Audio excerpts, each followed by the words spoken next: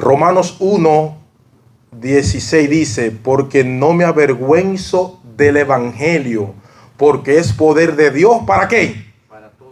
Para salvación a todo aquel que cree. Dios nos ordena predicar su palabra para hacer oír públicamente su voz. Verso 17: porque en el evangelio la justicia de Dios se revela por fe y para fe, como está escrito: el justo por la fe vivirá. En cierto modo, la historia de la predicación es tan antigua como la historia humana. El apóstol Pedro se refiere a Noé en su segunda carta como pregonero de justicia. Segunda de Pedro 2:5. Pero es Moisés quien tuvo el privilegio de ser el primer predicador cuyo ministerio la Biblia explica con detalle. Cuando Dios llamó a Moisés, le encomendó la tarea de ir a Egipto para hacer libre al pueblo de Israel de la esclavitud de Faraón. Por supuesto, de más está decir que ese plan no estaba en la agenda de Moisés en esa etapa de su vida. Había pasado mucho tiempo desde que él había salido del palacio de Faraón, obligado a vivir un estilo de vida cotidiana como un pastor de ovejas normal en la tierra de Madián. Esos 40 años que él tuvo apacentando ovejas y sin poder conversar con alguien que él pudiera compartir su intelecto, había minado por completo la confianza de Moisés de predicar el evangelio. Aunque Esteban lo describe en Hechos, que Moisés era poderoso en su palabra, Moisés estaba convencido de que su oportunidad para hacerse el héroe había quedado enterrada en Egipto, el día que salió huyendo de la ira de Faraón.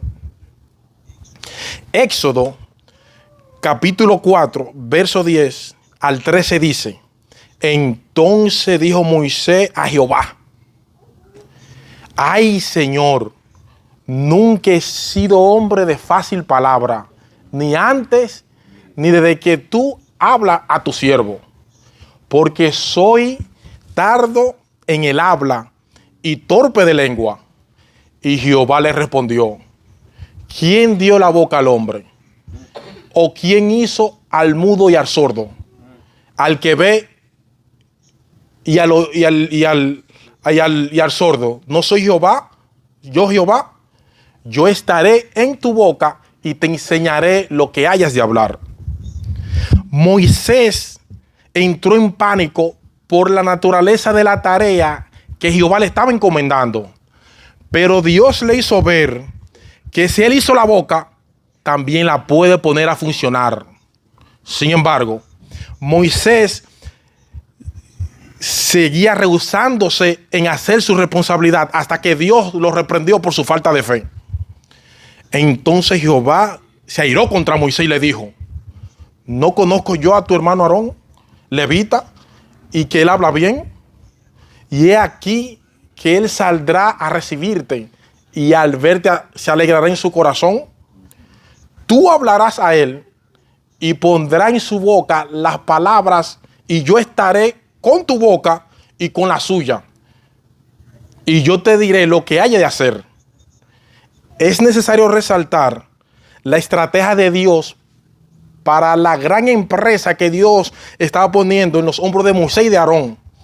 Ellos no tenían encomendado formar células secretas o para hacer una revolución en Egipto.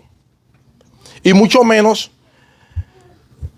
no estaban preparados para hacer un acuerdo bilateral entre Faraón y ellos. Ellos no fueron enviados a Egipto como revolucionarios, sino como heraldo del Dios Altísimo. ¿Cuántos dicen amén? Más adelante, en Éxodo 7:1, el Señor le dice a Moisés: mira, yo te he constituido a Dios para Faraón y tu hermano Aarón será tu profeta. Moisés tenía autoridad sobre Faraón porque el Dios del cielo le había encomendado la tarea de hablar en su nombre. El papel de Aarón en esta estrategia era transmitir el mensaje digno tal como Dios se lo reveló. Aunque Dios mismo reconoce que Aarón hablaba bien, su capacidad de oratoria no le daba derecho a transmitir al pueblo su propio mensaje y a retocar las palabras de Dios recibidas por medio de Moisés. Aarón era simplemente un portavoz. Éxodo 7:1 es importante resaltar y nos revela la naturaleza de la función del profeta en el Antiguo Testamento. La función real del profeta no era predecir el futuro, sino transmitir fielmente el mensaje de Dios al pueblo. Más de 3.800 veces aparece en el Antiguo Testamento vino palabra de Jehová o alguna similar asociada con el ministerio profético.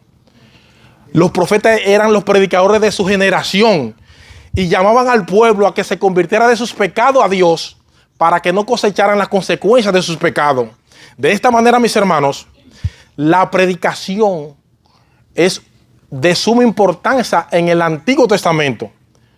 Los profetas comunicaban al pueblo la palabra de Dios en nombre de Dios. Y eso no cambió en el Nuevo Testamento ni en el Nuevo Pacto. El ministerio de Juan el Bautista sirve de transición entre el Antiguo y Nuevo Testamento. Él fue la voz del que clama en el desierto. De modo que el ministerio principal de Juan no era el bautismo, sino la predicación. El bautismo era un símbolo de que su predicación había sido recibida. La Biblia dice: bautizaba a Juan en el desierto y predicaba sobre el bautismo y de arrepentimiento sobre el pecado. Y decía: viene tras de mí el que es más poderoso que yo. Juan el Bautista tenía que proclamar como un heraldo la llegada del Mesías. ¿Cuántos dicen amén? Y el Señor hizo muchas cosas extraordinarias dentro de su ministerio. Echó fuera demonios, sanó a los enfermos, resucitó a los muertos, caminó sobre las aguas, calmó el mar tempestuoso. En 2 ocasiones alimentó una gran multitud con unos pocos panes y unos peces. Pero cuando Marcos quiere resumir el corazón del ministerio de Cristo en Galilea, simplemente dicen: y predicaba el evangelio del reino. Marcos 1:14. Cabe destacar también la prioridad de los apóstoles en cuanto a la predicación del evangelio.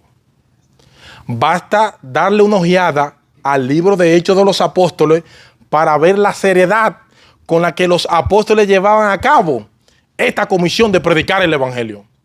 Los apóstoles también se dedicaron a predicar el mensaje de salvación. La prioridad de la iglesia hoy en día y a través de las edades también es predicar. Amén. Dios le ordena a Timoteo que se presente aprobado, que predique la palabra. Así que no predicamos para continuar una tradición evangélica, sino porque Dios nos los ordena hacerlo, para hacer oír su voz a través de nuestra voz. Esto es uno de los aspectos más misteriosos de la predicación, que a través de la exposición de la palabra, el pueblo de Dios va a escuchar la voz del Espíritu de Cristo hablando a sus corazones. Por tanto, la predicación es, en más de un sentido, una provisión de gracia. Los predicadores hablamos a los hombres delante de Dios y de parte de Dios. Según Corintios 2:17. Eso fue evidente a través de todo el Antiguo Testamento, pero aún es más evidente en el Nuevo Testamento.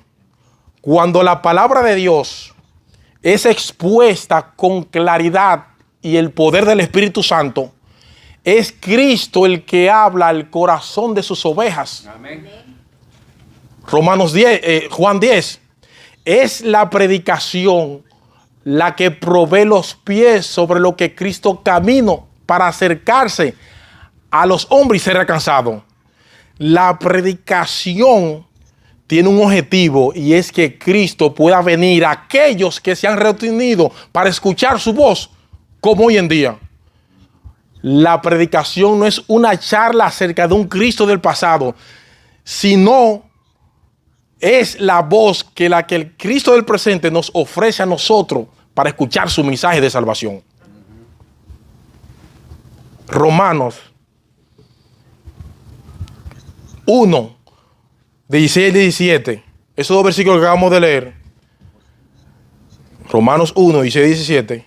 No solo encontramos el corazón, la esencia de la carta de Pablo a los romanos, sino también que encontramos el corazón del cristianismo, el corazón del evangelio. Pablo nos muestra en este texto cómo puede un Dios perfectamente justo perdonar y aceptar en su presencia a hombres y mujeres injustas como nosotros, y aún así preservar intacta su justicia. Yo vuelvo a repetir esto más lentamente, porque en ese texto, en ese versículo, y es el corazón del sermón en esta mañana, ¿cómo puede un Dios perfectamente justo aceptar, perdonar y aceptar en su presencia a hombres y mujeres injustos y aún así mantener intacta su propia justicia? Si tú puedes entender lo que Pablo nos enseña en estos dos versículos, tú vas a entender de qué se trata el cristianismo. Alguien decía que este texto es la declaración más importante que jamás haya sido escrita. No hay otro texto en la literatura humana que sea más importante que lo que Pablo nos está diciendo en Romanos 1, 16 y 17. Antes de pasar a considerar el contenido de todo versículo, permítame poner ese texto en su contexto. El apóstol Pablo envió a una iglesia que no lo conocía personalmente, pero él quería visitar desde hace mucho tiempo, que era la iglesia en Roma. Es esa imposibilidad de llegar a Roma lo que mueve a Pablo a escribirle esta carta que termina convirtiéndose en un tratado monumental del Evangelio y de sus implicaciones en los primeros 15 versículos del capítulo 1 de Romanos. Pablo introduce la carta diciendo, entre otras cosas, un ferviente deseo de ir a visitar para compartir con ellos el Evangelio. Note el versículo 15. Por mi parte, ansioso estoy por anunciar el Evangelio también a vosotros que estáis en Roma. Estoy ansioso, dice Pablo, de ir a vosotros con el Evangelio. Pero ahora en los versículos 16 y 17, Pablo provee un resumen magistral del contenido de ese Evangelio, que él introduce como una extraña declaración. Note en el versículo 16, yo quiero ir a Roma a predicar el Evangelio, porque no me avergüenzo del Evangelio. Yo no me avergüenzo del Evangelio, dice Pablo. Ahora, esta declaración es extraña porque humanamente hablando, Lucía, humanamente hablando, William, Pablo tenía todas las razones del mundo para avergonzarse del Evangelio. Por predicar el Evangelio, Pablo había sido apresado en Filipo, expulsado de Tesalónica, sacado en secreto de Damasco, colgado en una canasta por la muralla de la ciudad. Por predicar el Evangelio, Pablo tuvo que ser escoltado para salir a salvo de la ciudad de Berea. Pablo fue burlado en Atenas, considerado como un imbécil y apedreado y dejado como muerto en la ciudad de Listra. Está acusado de blasfema en Jerusalén, donde casi lo matan a golpes. Mis hermanos, hermanas, cualquier ser humano se habría sentido tentado a cambiar de trabajo antes de seguir poniendo en peligro su integridad física y su integridad emocional. Por otra parte, en este punto de la historia, el cristianismo tenía una mala reputación en Roma y en todo el Imperio Romano. Lo que sucede en el día de hoy, por ejemplo, el mundo es capaz de tolerar cualquier cosa, casi cualquier cosa lo tolera el mundo, menos las verdades absolutas y valores del Evangelio. Nosotros vivimos en medio de una tolerancia permisiblemente intolerable. Ese es el mundo en que nos ha tocado vivir. Y como si todo esto fuera poco, el mensaje del Evangelio no podía resultar más absurdo en el contexto, en la cultura greco-romana. Primera de Corintios, capítulo 1, versículo 18 dice que la palabra de la cruz es locura a los que se pierden. Oigan eso. La palabra de la cruz es locura, es tontería para los que se pierden. Era un escándalo para los judíos, una estupidez para los griegos. El evangelio era un insulto a la inteligencia. Por eso no es difícil de suponer que algunos cristianos en Roma, y yo sospecho que algunos hoy en día, están siendo tentados de no querer compartir con otros el evangelio, porque no querían ser burlados, no querían ser temidos por imbéciles.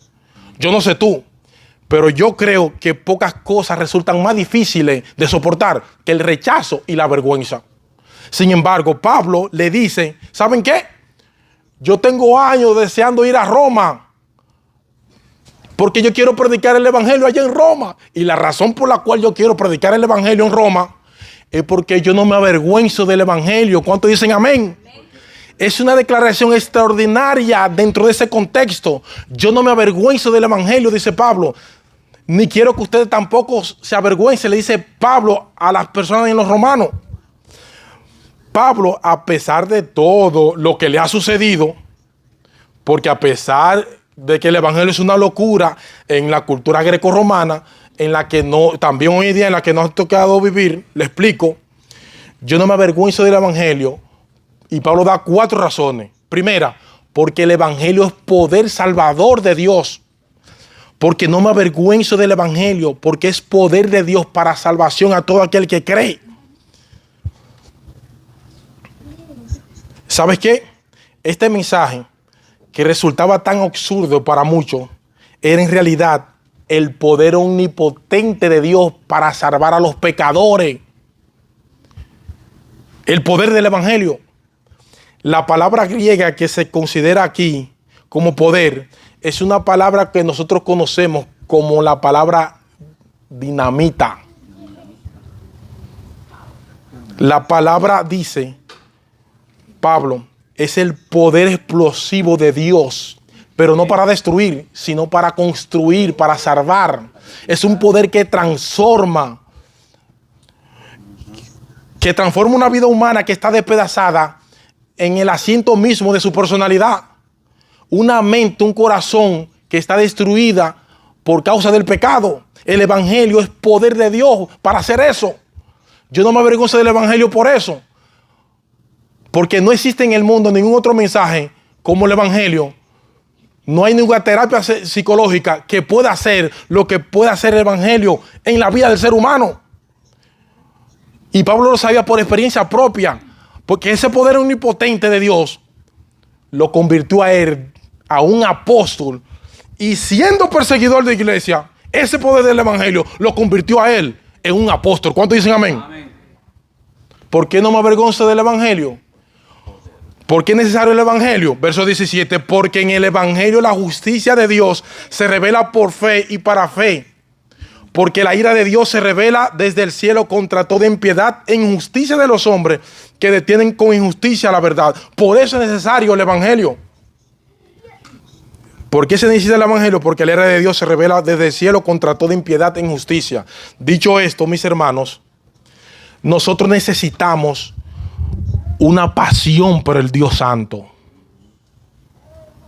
Y nos vamos a Isaías capítulo 6. Lo que nos viene a la mente cuando pensamos en Dios es lo más importante de nosotros. Eso es lo que te define a ti como persona. No es lo que piensas acerca de ti, sino lo que tú piensas acerca de Dios. Porque ese pensamiento acerca de Dios determina todo lo demás. La realidad más portentosa acerca del ser humano no es lo que él pueda decir o hacer en un momento dado, sino la forma en que concibe a Dios en lo más profundo de su corazón. Amén. Lo más revelador de la iglesia siempre será su idea acerca de Dios, así como su mensaje acerca de Dios.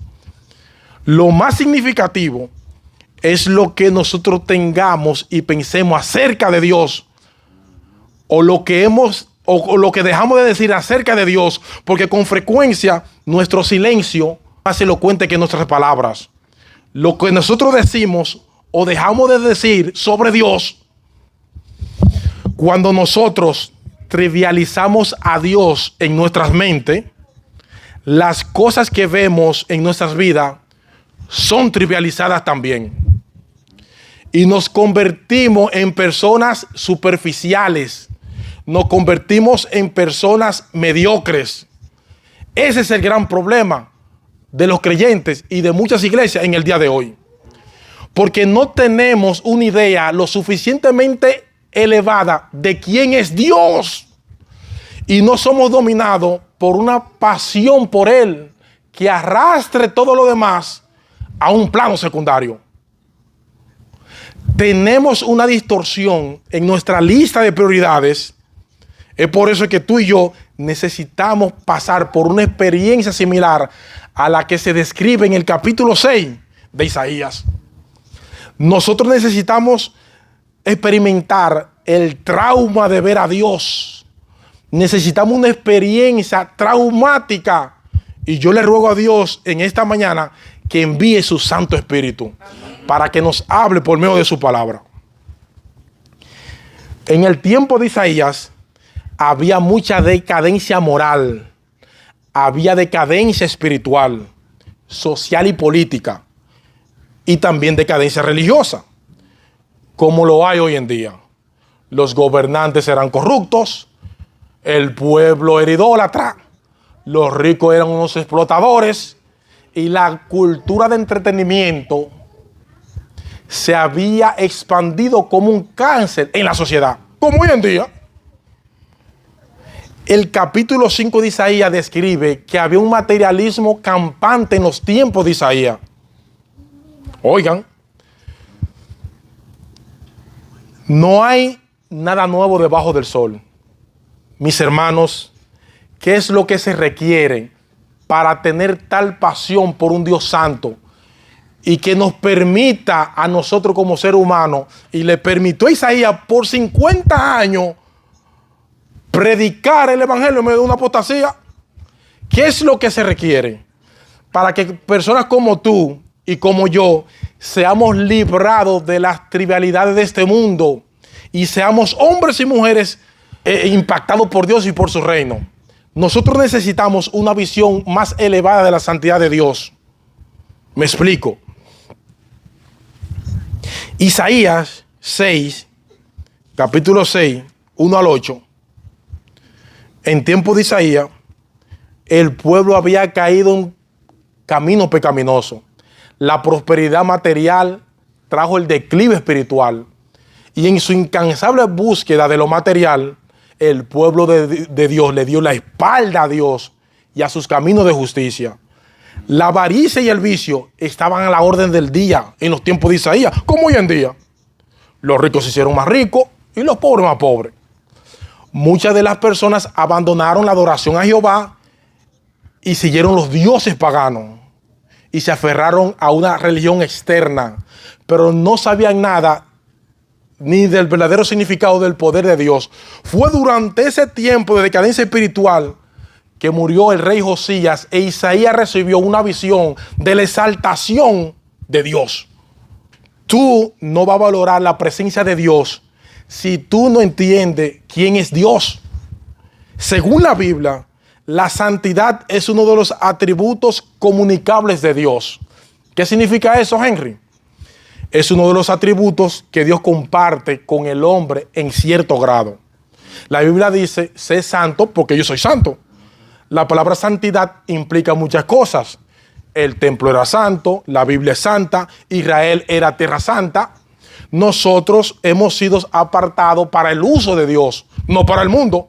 Nosotros fuimos comprados por Dios para hacer bendición a otros. Dios es eterno, es todopoderoso, es omnipresente, omnisciente. Dios es amor, santo. No tratemos de ser Dios. Contentémonos con contemplar su hermosura por medio de su palabra. Si nosotros no hubiéramos estado infectados con el secularismo y el naturalismo de nuestra generación, donde quiera que nosotros estemos, viéramos suficiente la gloria de Dios, que nos postramos delante de Dios, pero estamos siendo infectados por el secularismo. Tú y yo necesitamos ver a Dios de la manera que lo vio Isaías, glorioso, majestuoso, soberano, poderoso, por encima de toda su creación. Esta visión del capítulo 6 de Isaías es antitrivialidad. Tú y yo necesitamos ver la fealdad de nuestros pecados en su justa dimensión. Isaías 6, verso 5 dice: ay de mí, porque perdido estoy y soy hombre de labios inmundos, porque han visto mis ojos al Rey. La tendencia del corazón humano es ver los pecados del otro como peores que los nuestros. Leemos el periódico y decimos, esta nación debe estar bajo juicio por causa de los políticos corruptos. Vemos la noticia y decimos, esta nación está mal por causa de ricos explotadores. Esta nación tiene que estar bajo juicio por los delincuentes. ¿Eso es verdad? Sí, pero no toda la verdad. Cuando Isaías vio la gloria de Dios, lo primero que vio Isaías fue su propio pecado. Ese es el resultado cuando tú entras en contacto con el Dios vivo y verdadero. Isaías se sintió deshecho, no porque percibió su pequeñez ante la grandeza de Dios, sino porque percibió su iniquidad al estar en la presencia 3 veces santo. Cuando Isaías vio la gloria de Dios, cada partícula de justicia en la cual él confiaba quedó demolida delante de la presencia de Dios. Pero gracias al Señor que la visión no termina ahí. Esa visión sirve de trasfondo para resaltar la gracia perdonadora de Dios. ¿Tú quieres ser apasionado por Dios? Tú necesitas abrazar el perdón que Dios otorga por pura gracia. Versículo 6 del capítulo 6 de Isaías. Y voló hacia mí uno de los serafines, teniendo en sus manos un carbón encendido, tomado del altar con una tenaza y tocando sobre mi boca.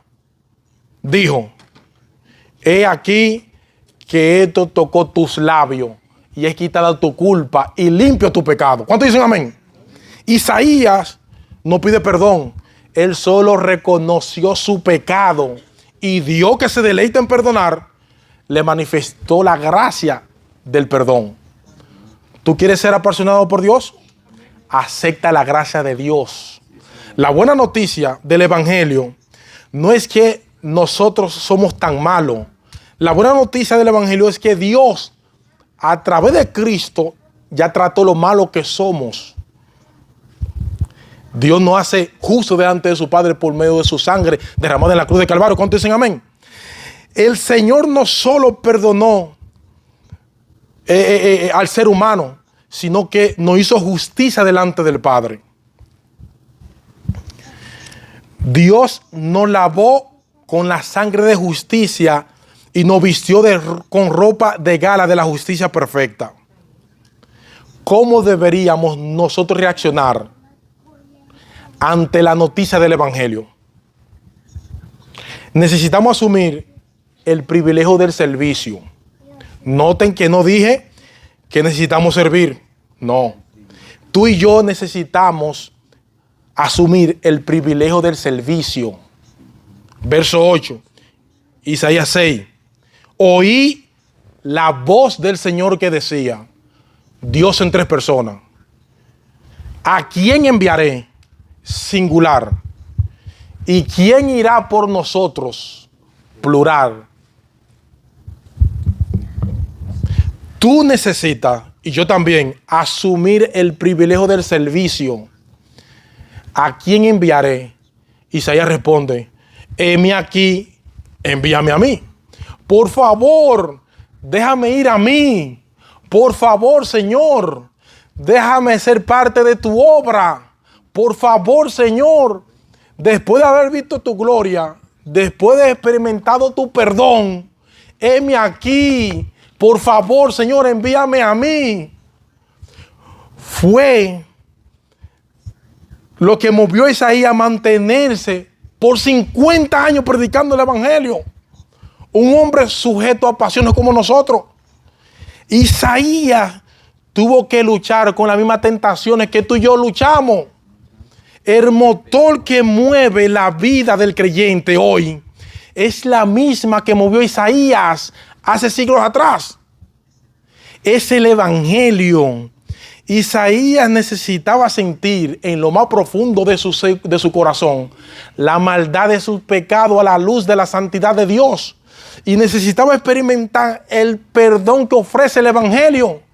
En otras palabras, Isaías pasó por un proceso de 4 etapas: asombro, temor, culpa, gracia y gratitud.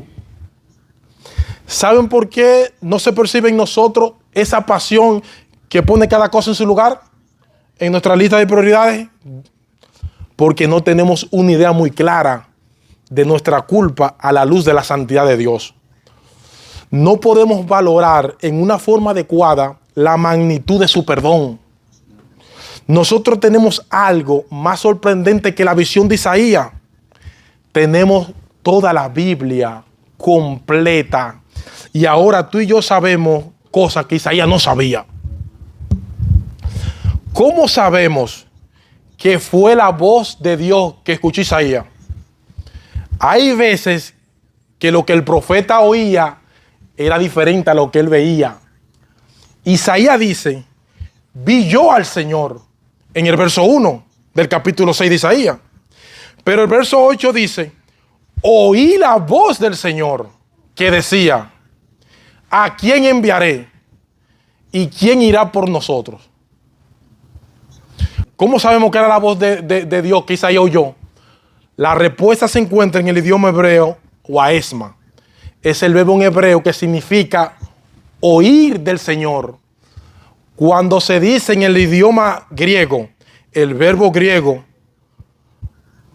significa oír a alguien, no algo. Lo que Isaías vio fue al Señor y lo que él oyó fue al Señor. Cuando Samuel escuchó la voz del Señor en los tiempos de Elí, es el mismo yo que usa Isaías en el capítulo 6. En Isaías 6 se usa el verbo oír del Señor. Lo que Isaías vio fue al Señor. Y lo que Isaías oyó al Señor. Lo que él vio fue lo que él oyó. Apocalipsis 21, lo que oye Juan es diferente a lo que él ve. El ángel le dice a Juan, si le dice a Juan significa que oyó. Le dice a Juan que le va a mostrar la novia. Cuando Juan mira, le muestra la santa ciudad. Lo que Juan oyó, que él iba a ver a la novia, pero cuando vio a la santa ciudad. En Apocalipsis 7, en el verso 4, Juan escucha el número de los sellados, 144,000. Eso fue lo que Juan oyó. Pero cuando Juan vio, él vio una gran multitud que nadie podía contar. El profeta Juan, lo que él vio fue diferente a lo que oyó. Pero con Isaías, lo que él oye es lo mismo que lo que él ve. Isaías oyó al Señor y vio al Señor. Hay dos cosas que pasan en el año de la muerte de rey Usías. Isaías vio y oyó al Señor. Y el Señor le hace una pregunta a Isaías. ¿A quién enviaré? ¿Y quién irá? Esa es la pregunta existencial que nos enfrenta a cada uno de nosotros. ¿Quién irá? No quién enseñará clase de escuela sabática, por más importante que sea. No quién dará una ofrenda liberal, tan bueno como eso. Pero ¿quién irá? No quién va a hablar o criticar. ¿Quién irá? No quién establecerá planes de evangelismo. Pero ¿quién irá, varón? Porque es más fácil enseñar que ir. Es más fácil dar que ir. Es más fácil hablar que ir. Es más fácil hacer planes que ir. Dios está llamando a sus hijos fieles a ir a los vecindarios, a ir a las calles, a ir a la plaza, a ir a los hospitales. Ve y da estudio bíblico. Ve y evangeliza. Ve y planta grupo pequeño para el Señor. Unidos en la misión. Había un granjero que tenía una casa y dentro tenía mucha comida, pero tenía un problema. Las ratas se estaban comiéndose su queso y sus granos, varón. Él hizo un plan. Él compró un gato. Ahora el granjero no tenía problema, pero las ratas tenían un problema. No podían llegar al queso. No podían ir a comerse el grano. Por este gran gato que el granjero compró, las ratas planearon una reunión ejecutiva y discutieron el problema. Tenemos que hacer algo con este problema. Tenemos que encargarnos de este gato. Una rata por allá le sugirió: vamos a dispararle al gato, pero no tenemos pistola. Otra rata dijo: vamos a envenenar al gato. Buena idea, pero no tenemos veneno. Luego, una rata recordó que el granjero tenía una campanita que tiene sobre su mesa. La rata dijo: si tocamos esa campana, si se la amarramos al cuello del gato, problema resuelto. Porque cada vez que el gato se mueve, sonará la campana y sabremos a correr. Y ¡gran idea! Todos estaban contentos, alabando a esa rata que dio esa idea. Una de las más grandes ideas, extraordinaria. Bueno, una semana después, una rata débil por allá, pequeña, se reunió en el comité ejecutivo y dijo: ¿quién irá y le pondrá la campana al cuello del gato? ¿Cuál rata irá voluntariamente a ponerle la campana al gato? ¿Quién irá? Nadie estaba dispuesto a ir. Nadie estaba dispuesto a ir. Mis hermanos, mis hermanas, visitas. Este mundo es como un gato malo. Un tigre que destruye nuestra moralidad, destruye nuestros principios cristianos. El diablo anda como león rugiente buscando a quien devorar, y eso es literal. Destruye a nuestros jóvenes, a nuestros niños, destruyendo nuestros principios cristianos. Que el Señor reprenda al mundo y al pecado también. Este mundo es como un gato malo. Y mi pregunta es: ¿quién irá? La pregunta que le vino a Isaías es la pregunta que te viene a ti ahora en este día. ¿Quién irá? ¿Quién irá? ¿Quién irá? Y le va a poner la campana al gato. ¿Quién irá? Lucía, por favor, ¿dónde está? Lucía. Aquí tenemos una mesa. Tenemos a Lucía. Aquí está ella. Tiene una olla, un caldero. La olla representa al mundo. Tiene la comida, los sazones. La comida representa a la gente en el mundo. Que se le va a echar al caldero. Pero tú sabes, en el mundo si va a cocinar, tú necesitas agua. Ella le echa agua a la olla. Ahí está. Ahora ya va a prender el fuego. Necesitamos fuego para cocinar. El fuego simboliza el Espíritu Santo. Fuego, pues prende fuego. Porque ahí ya está encendido. Pica los sazones, échale ajo, cebolla. El fuego representa el Espíritu Santo. El mundo es el caldero. Aquí está. Tenemos la gente ahí en el mundo dentro del caldero. Esto es sal. Esto es sal. Aquí hay un salero. Pregunto, ¿qué hay en el salero? Sal, ¿verdad? Voy a entrar el salero aquí. Otro salero. ¿Está bien el salero sobre la olla? Pero está en la comida. Está ahí el salero ahí. ¿Qué es lo que tenemos que hacer? La sal tiene que salir del salero. Si te quedas en el salero, no puedes sazonar la comida. Si te quedas en el salero, no puede afectar a la comida. La comida representa a la gente que está en el mundo. El Espíritu Santo, que es el fuego, está haciendo su obra. El fuego representa al Espíritu Santo. El mundo está ahí. El salero representa a la iglesia. La sal son la gente de la iglesia. Pero si la sal permanece en el salero, no pasará nada. La sal tiene que salir del salero para ser efectiva. Si están de acuerdo conmigo ustedes de que tú y yo somos la sal, ustedes son la sal, yo soy la sal, Mateo 5:13 lo dice, no soy yo. ¿Vosotros sois qué? La sal de la tierra. Ustedes son como la sal que se pone en el horno de barro para aumentar su calor. Si la sal pierde su capacidad, si la sal pierde su valor, ya no sirve para nada. No lo digo yo, lo dice la Biblia, lo dice Dios. Sino para que la riegue a la calle y la gente la pisotee. Versión lenguaje actual. Ustedes, tú, yo, nosotros somos la sal de la tierra. ¿Me está siguiendo, iglesia? Nosotros somos la sal de la tierra. La próxima palabra, pero, es una conjunción a lo que fueron en la escuela.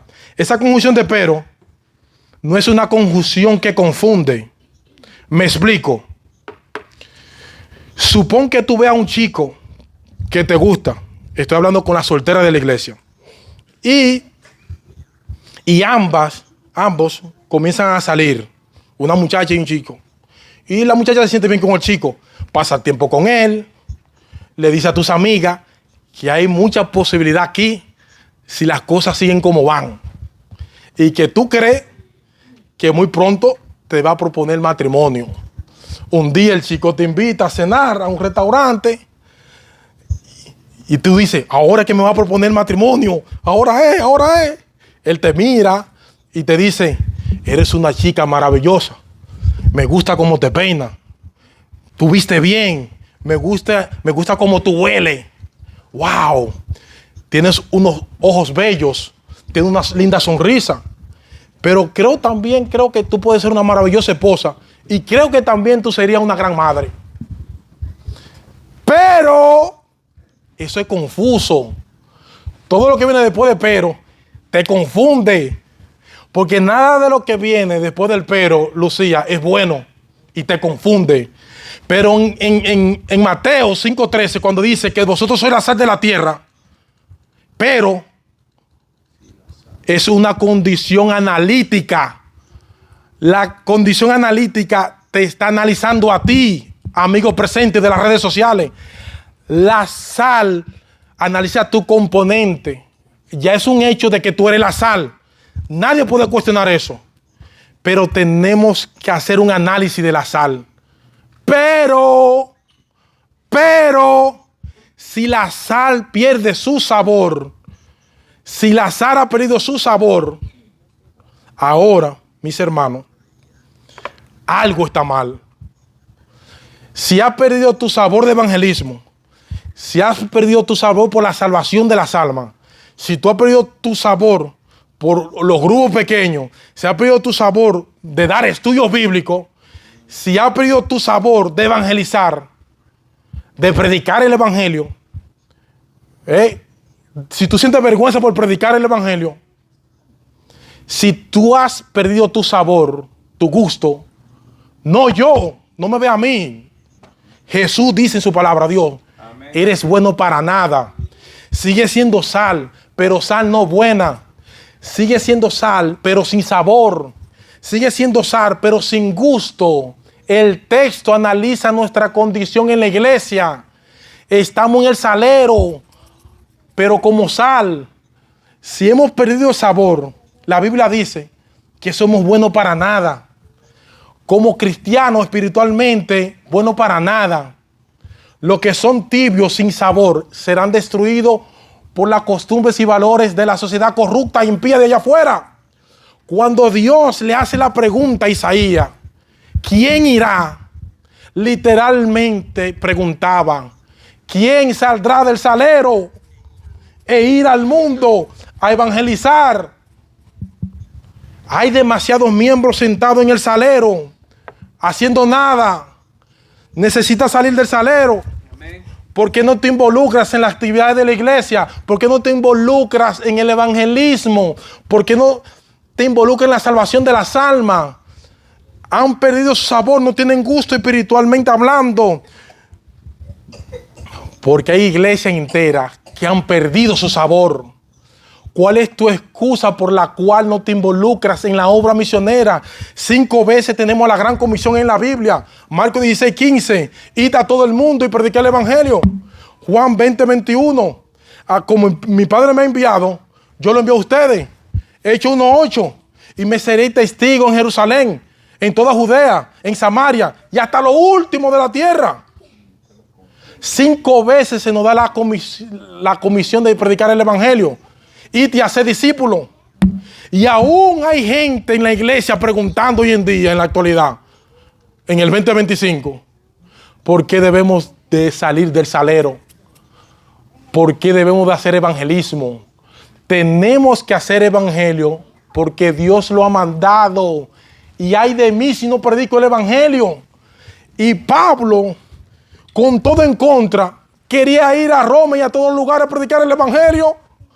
Y Pablo le predicó a todo el mundo conocido de su época. Los apóstoles le predicaron a todo el mundo conocido de su época. Los pioneros de nuestra iglesia le predicaron a toda persona de su época. Tenemos que hacer evangelismo porque Dios lo ha mandado. Esto no es de hombre, esto es de Dios. Tenemos que hacer evangelismo porque la condición perdida del mundo lo requiere. Tenemos que hacer evangelismo para que Cristo venga pronto. La iglesia que no hace nada por el público está camino al cementerio. Aquellos que están ocupados en sus propios asuntos, que no tienen tiempo para la obra del evangelismo, son aquellos que llevan el funeral. Todos los líderes que no hacen nada para ganar almas son los que llevan el ataúd cargado. Los ancianos de iglesia, que no dicen nada sobre ganancia, manejan la limusina fúnebre. Aquellos que siempre están, que aguantan, ahí sentados, son los que traen las flores para la tumba. Aquellos que siempre hablan de dificultades en la plantación de iglesia, dificultades para el grupo pequeño, dificultades para esto, que allí no se puede, que lo que están haciendo es el sermón fúnebre en el funeral.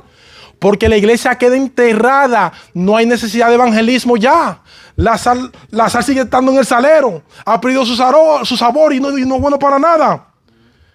Hay gente que están en la iglesia y están en la iglesia sin estudios bíblicos, sin ganar alma, ahí sentados. Están en la iglesia por estilo. Otra historia, había un granjero que tenía una granja y tenía muchos caballos en la granja.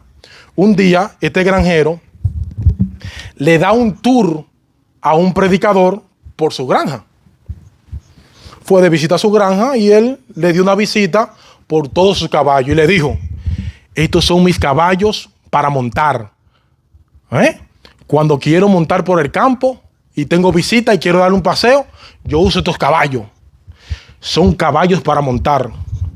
Estos caballos que están aquí son caballos para trabajar. Ellos alan el carro, aran la tierra, son fuertes, trabajan arduamente. Luego le mostró otro caballo que tenía allá. Estos caballos son allá de carrera. Yo los uso para carrera de caballo. He ganado muchos premios con ellos. Han hecho un buen trabajo en la carrera. Luego, el predicador vio un caballo por allá, lejos, en un establo bello, con un piso de cemento, pintadito, con techo. ¿Y ese caballo, para qué usted lo usa? Y el dueño de la granja le dijo: ese caballo es para mostrarlo. No corre, no trabaja. Solo está en el establo por estilo. Solo lo peino bien para estilo. Muchos están en la iglesia por estilo. No trabajan, están ahí sentados por estilo. Se ven bien, se visten bien, por estilo. Eso es todo. No evangelizan. No abren la boca para evangelizar. Si usted se desarrolla en la escuela, abra la boca ahí. Si usted se desarrolla en el trabajo con gente, abra la boca ahí, predique ahí. En el bus, en el carro, donde sea, pongan una música cristiana si usted tiene miedo de hablar. Pero tenemos que hacer algo por las almas de Cristo. Amén. Muchos cantamos aquí en la iglesia, pero cuando salimos de estas cuatro paredes, no abrimos la boca allá afuera. En el trabajo donde usted está, predique ahí. En su hora de long time, predique ahí. De un estudio bíblico por teléfono, por WhatsApp, por Facebook. Usted sabe leer, ¿no, verdad? Abra la Biblia, lea un versículo, graba un video y súbalo a las redes. Que eso impacta.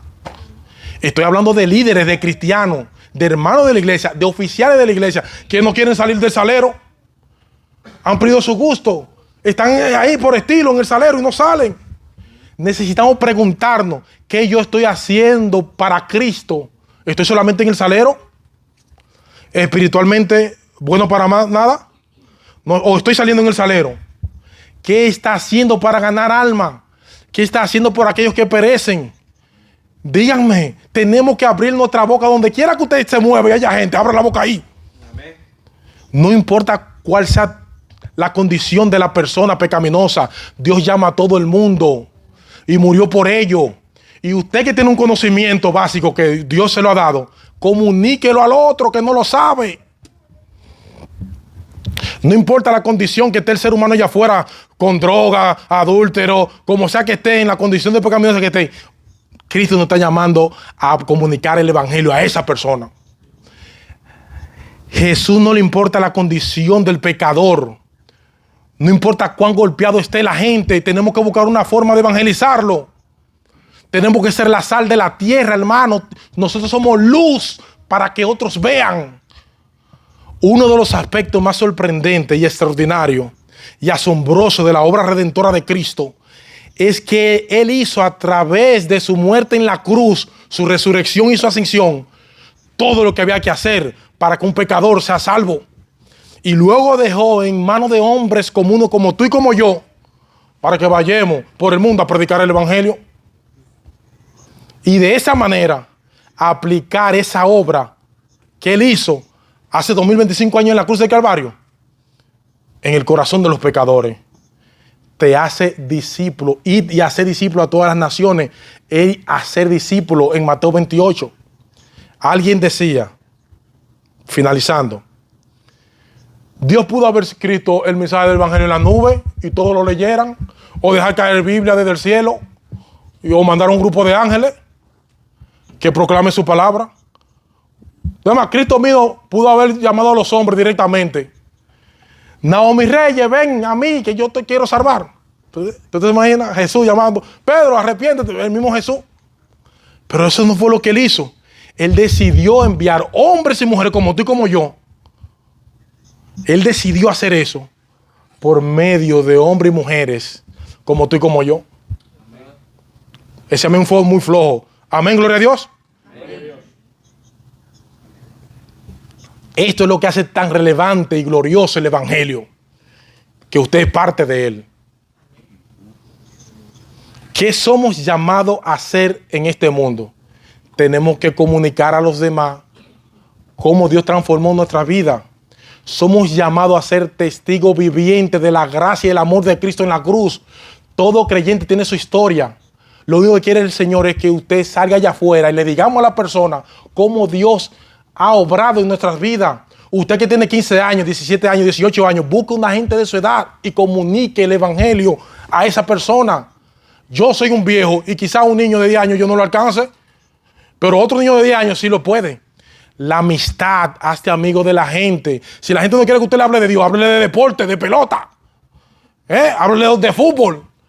Hágase amigo. Hazte amigo primero.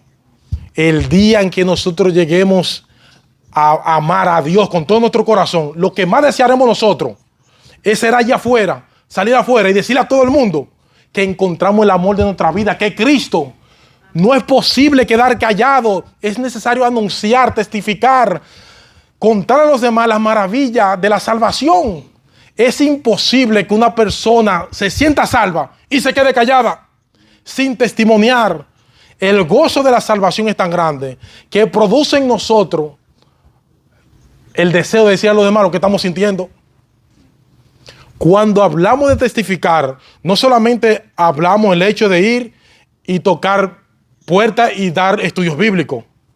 Usted puede hacer un cocinado y llamar a los vecinos. Usted hasta sonriendo, usted predica. Todos tenemos amigos en la escuela, en el trabajo, en el vecindario. O usted no habla con nadie durante la semana. En el autobús que usted se sienta hay gente. En nuestro lugar de trabajo ahí, con alguien usted se topa. Andrés era un muchacho sencillo que había aceptado el mensaje del Cordero por medio de Juan el Bautista. Lo primero que hizo Andrés fue buscar a su hermano, a Pedro. Descubría a alguien allí, a Simón. Simón eran hermanos y eran pecadores, pescaban pescado en el mar. O sea que él utilizó su trabajo para atraer otro. Nunca encares el trabajo misionero como una carga. Acéptalo como un privilegio, como un modo de alimentar la naturaleza de Cristo. Porque cada vez que tú les pones a los demás el amor por Cristo, entonces ese amor de Cristo se profundiza más y más en ti. La misión evangélica es la carta magna del reino de Cristo. La iglesia, por naturaleza, es una empresa misionera. La evangelización es para la iglesia, lo que es el esqueleto para el cuerpo. En el proceso de evangelizar, el primer paso es ir, vayan. La iglesia fue llamada para avanzar e ir. Es un aspecto fundamental en la vida de la iglesia. Vayan, ir. La iglesia es el medio señalado por Dios para la salvación de los hombres. Fue organizada para servir y su misión es la de anunciar el evangelio al mundo. ¿Qué más le digo? Para que entendamos que no hay un mensaje que cause más gozo que el que anuncia liberación. Cantad a Jehová, bendecid su nombre, anunciad de día en día su salvación, proclamad entre las naciones su gloria, en todo su pueblo su maravilla. Salmo 96, 1 al 4. Que Dios le bendiga y que Dios le guarde.